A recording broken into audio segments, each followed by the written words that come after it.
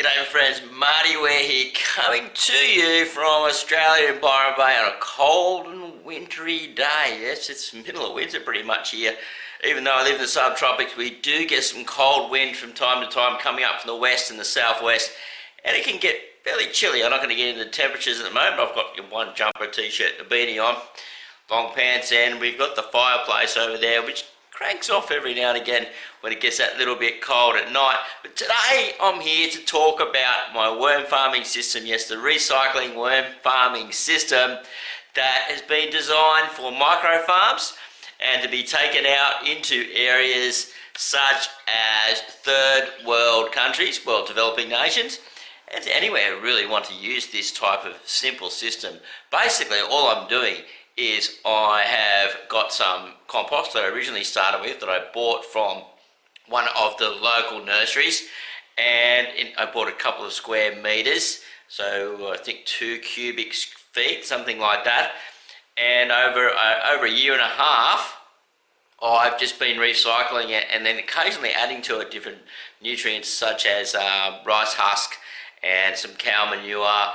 And I think once I bought a big bag of an organic potting mix and added that through, just because I was running out at one stage because it wasn't composting down fast enough. But what I'm doing is actually I've got red wriggler worms in there, and they come up through the system at the top and grab everything, eat everything through the bins, through the pile. As they fall out of the bin, they fall back into the pile because they do escape, right? And I'm not worried about it escaping because I want them to get into the pile that's recycling as well.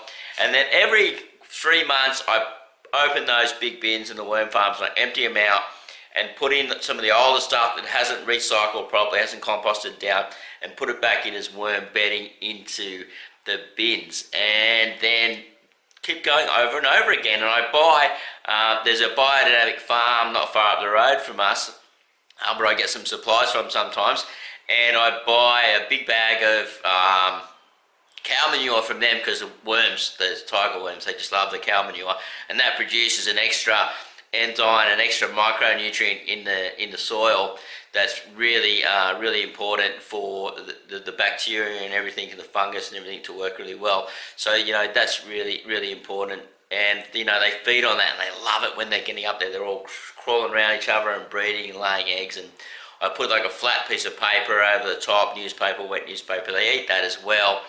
But the cow manure is the main source of food, plus some old rice and a little bit of lettuce and a little bit of this and that. But basically, it's just recycled the whole time. It goes into the trays again. Then I'm growing the microgreens in the trays. Once the microgreens are finished, they're cut, they're harvested, it's thrown in top of the bin until the bin fills up, and then it goes back onto the top of the pile once the bin's full through 3/4. So it takes about 6 weeks to fill the bin up again, and then it goes back onto the pile. I dig it back through, and it seems to be working really well. I haven't even had to go out and really spend that much money on extra compost system. So people will go out and buy extra peat or extra coconut peat or compost and things like that. It ends up being a lot more expensive. So if you're micro farming, you want to recycle. Now, when I had the chickens, I was getting the chicken manure and putting that in the top of the worm farms, and the worms were coming up and eating the old chicken manure and turning that into casting and making it bioavailable for the plants. See, because chicken manure is it's very potent and will burn young seedlings, and basically microgreens are young seedlings. Now, I've been testing this mix through into potting mixes as well, and mixing it with a rice husk, and that's working quite efficiently. And then I throw on a bit of chook manure on top of that, some chook pellets on top of the pots. So it's all going really well, and I'm hoping that in discussion at the moment of looking at setting up a farm overseas, still in one of the third developing nations, and slowly getting there. It's it's a long way to go, but I'm believing with a lot of faith that it's going to happen. I'm going to get out there and help a lot of people, and look at possibly even sponsoring a second child soon. And it's just wonderful to see that it's actually in development mode, and that actually people are getting in contact with me and going to be looking at using these systems. But I've got a long way to go, and I've got a lot more education to throw out. So if you're going to recycle and if you're going to be using these tiger worms, you need to get it from a good reliable source, and you need to be always watering with fresh water.